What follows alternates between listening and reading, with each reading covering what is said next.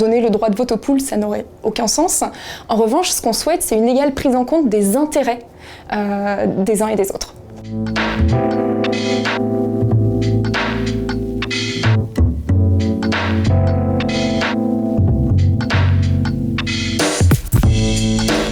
Le véganisme, c'est une secte. Alors non, le véganisme, il n'y a pas un club de véganes où on se réunit tous les jours pour prier le grand brocoli sacré. Ce qu'il faut comprendre, c'est qu'aujourd'hui, notre rapport aux animaux, il est basé sur l'exploitation. On considère les animaux comme des ressources, des marchandises à notre disposition pour satisfaire nos intérêts. Et ça entraîne d'énormes souffrances pour eux. Le véganisme, c'est donc une philosophie de vie, un moyen pour établir un autre rapport avec les animaux, un rapport qui soit plus bienveillant et pacifié. Et ça, c'est pas quelque chose de nouveau. C'est une réflexion que des grands penseurs comme Pythagore, Marguerite Yourcenar, Victor Hugo avaient déjà en leur temps. Ils se posaient déjà la question de la place de l'animal dans la société et ils dénonçaient déjà l'injustice et la violence avec lesquelles on les traite. Ah, les carences en protéines! Alors on a grandi avec l'idée que les protéines, c'est que dans la viande, alors que c'est faux. En fait, les protéines, elles peuvent être d'origine animale ou végétale, et on les trouve dans quasiment tous les aliments. Et en particulier pour les protéines végétales, dans les légumineuses, les céréales et les oléagineux.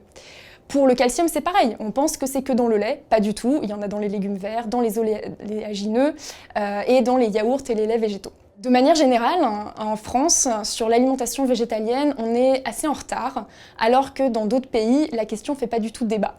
Par exemple, l'Association américaine de diététique et de nutrition, qui regroupe quand même 100 000 professionnels de santé, dit très clairement qu'une alimentation végétalienne bien menée est tout à fait viable à tous les stades de la vie. Et alors non seulement c'est viable, mais c'est aussi très bon. C'est la chaîne alimentaire.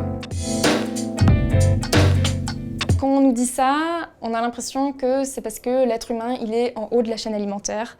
En fait, c'est faux. Si on prend les niveaux trophiques, qui est une classification qui permet de déterminer la place d'une espèce dans la chaîne alimentaire, l'être humain, en réalité, il est au niveau de l'anchois. Donc très loin derrière les grands prédateurs comme l'orque ou l'ours polaire. Et par ailleurs, en fait, on peut se demander si cette notion de chaîne alimentaire, elle est même pertinente pour l'espèce humaine, parce que contrairement au lion qui chasse la gazelle pour survivre, nous, on fait nos courses en supermarché, on achète nos steaks sous vide en barquette. Donc, contrairement aux carnivores, nous sommes omnivores, ce qui veut dire qu'on peut manger de tout, mais pas qu'on doit manger de tout pour être en bonne santé. On a toujours mangé de la viande. Pas parce qu'on a toujours fait quelque chose qu'on doit continuer à le faire. Il y a plein de choses qu'on faisait avant et qu'on fait plus aujourd'hui parce que notre mode de vie a évolué grâce au progrès technologique ou à nos considérations morales. Par exemple, avant, on se déplaçait en calèche. Pendant longtemps, les femmes n'ont pas eu le droit de voter. Aujourd'hui, on fait un Paris-Lyon en 2 heures et en tant que femme, moi j'ai le droit de voter et tout le monde trouve ça normal. Donc les modes de vie d'hier n'ont rien à voir avec ceux d'aujourd'hui et ceux de demain seront encore différents parce que la société, elle va continuer à évoluer. Et justement, un des défis de la société de demain, c'est l'alimentation. Parce que la consommation de viande, elle pose d'énormes défis à la fois écologiques et éthiques. Vous voulez l'égalité entre les espèces? Non, on n'est pas en train de dire qu'une vache égale une poule égale un être humain. Bien évidemment, il y a des différences entre les espèces, mais il y a aussi des similitudes, comme par exemple l'envie de vivre ou la capacité à ressentir des émotions. Et justement, ça c'est des choses qu'on devrait prendre en compte dans nos choix de consommation. Alors pour faire ça, on peut imaginer une balance. D'un côté, il y a mon envie de manger un steak, et puis de l'autre, il y a la vie de l'animal. Logiquement, la vie de l'animal devrait l'emporter sur mon envie de me régaler 5 minutes.